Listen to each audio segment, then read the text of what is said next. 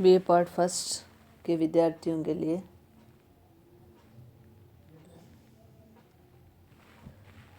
इस वीडियो में हम बात करेंगे ए critical appreciation of the essay A Bachelor's Complaint of the Behavior of Married People, or you can say what are the main complaints of lamb as a bachelor against the married people. Give some of the ways mentioned by the writer Lamb which are used by married women to worm you out of their husband's confidence. So let's start the video.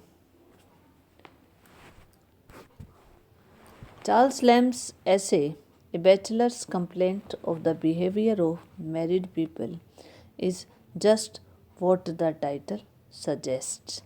It is indeed a bachelor's complaint of the behavior of married people. Lamb emphasizes his single status in the start of the essay as a single man, and in doing so separates himself from the married people. He talks about married people as if they are discapable and offensive, and gives both hypothetical and personal examples to back up his points. He believes that married people prefer another to all the world and openly flaunt it, thus offending singles such as Lamb by implying that they are not the object of this preference.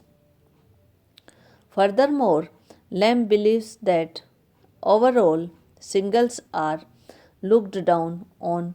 Married people are undoubtedly more favored and knowledgeable. The main complaint that the Lamb is making throughout the whole essay is the married people's attitude and how they demonstrate their status.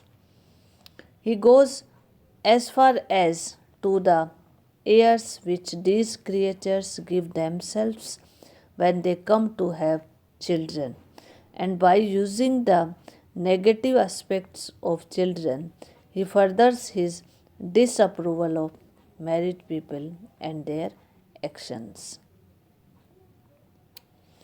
He structures his argument by stating his main reason for decrying married people is because he believes them to be overly involved with each other and their love that they disregard and perk it up in the faces of singles so shamelessly from this claim. Lamb offers personal antidotes as well as hypothetical situations that illustrate and support his points. At the beginning of the essay, Lamb firmly establishes a line between him and married people simply by capitalizing married people. In doing so, he sets them apart in their own group of married people, symbolizing that this is truly how it is in reality too. Married people set themselves apart in their groups through their attitudes. The first thing that offends Lamb at the houses of married person is that they are too loving.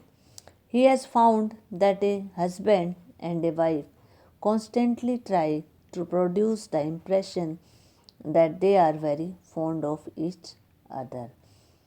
This display of married happiness is an insult to a bachelor. If a man enjoys some monopoly, he should keep it as much as out of sight as possible so that others may not question his right to the monopoly. But married people go out of their way to make bachelors conscious of monopoly of marriage which they enjoy. Another very offensive infirmity of married people is that they grow extremely self centered and insular. They separate themselves completely from the rest of the world. They prefer one another to all the world. What offends most in this regard is that they carry this preference undisguisedly and fling it shamelessly in the face of the unmarried people. A third person cannot enter into their company because they let him know through several different ways that he is not liked by them. There are some things which give to offense, while implied or taken for granted merely, but expressed there is much offense in them. Married people often put an expression of exaggerated self importance. They regard bachelor as ignorant and incompetent persons. A young married lady once mocked at Lamb because he happened to offer an opinion about the most appropriate method of breeding oysters for the London market. The married ladies gives most offensive air to themselves when they come to bear children. Children are so common and unwanted that it should be a matter of to no pride to have them. The bearing of children is an automatic and almost unavoidable corollary of marriage. When every crowded road, narrow street, and blind, they swarms with children. It is not possible to tell what cause the pride there can be possible. The married people also take great delight in letting the world know that they have completely monopoly each other. Marriage by its best title is monopoly. Married people scarcely make good friends. Married people set themselves apart from their own group through their attitudes. They really do seem to be off in their own little world of Lamb, and this is what Lamb dislikes. Lamb brings up the subject of children and how they contribute to married people's attitude. He brings out the negative aspects of children and emphasizing them by listing them continuously with dashes as separation. He also brings in a smile from the excellent offense in the prayer book. Like as arrows in the hand of the giant, even so are in young children, and used it is his favor. He takes this idea of arrows and extends it into a metaphor to support his argument. Like double headed arrows with two forks to be sure to hit one or the other. How One acts with children will always be wrongs. With one or other of these folks, the arrow is sure to hit you. They really do seem to be off in their own little world of love. And this is what Lamb dislikes. Lamb brings up the subject of children and how they contribute to the married people's attitude.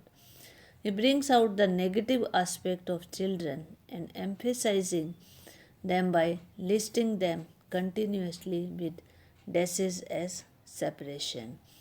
He also brings in a simile from the excellent offense in prayer book. Like as arrows in the hand of the giant, even so are the young children, and uses it in his favor. He takes this idea of arrows and extends it into a metaphor to support his argument. Like two headed arrows with two forks to be sure to hit one another, how one acts with children will always be wrong.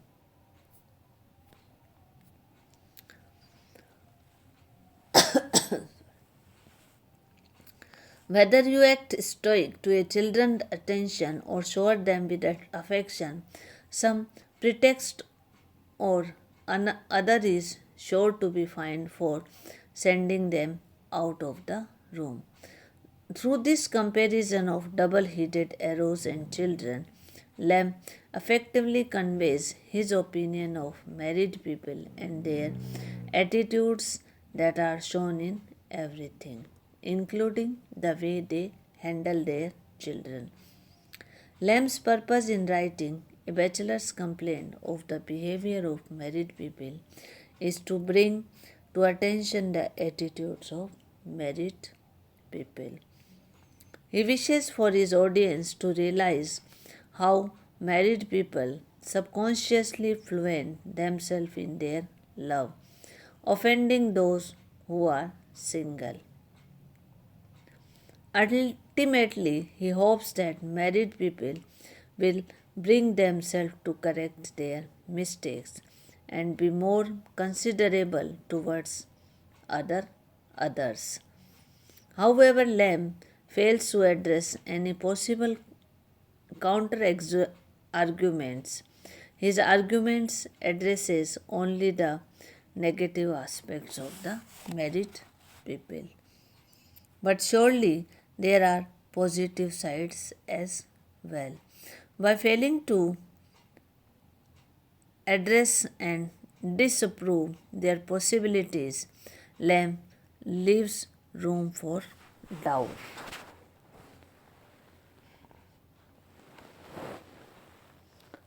He also says that bachelors invariably receive degrading treatment from married ladies.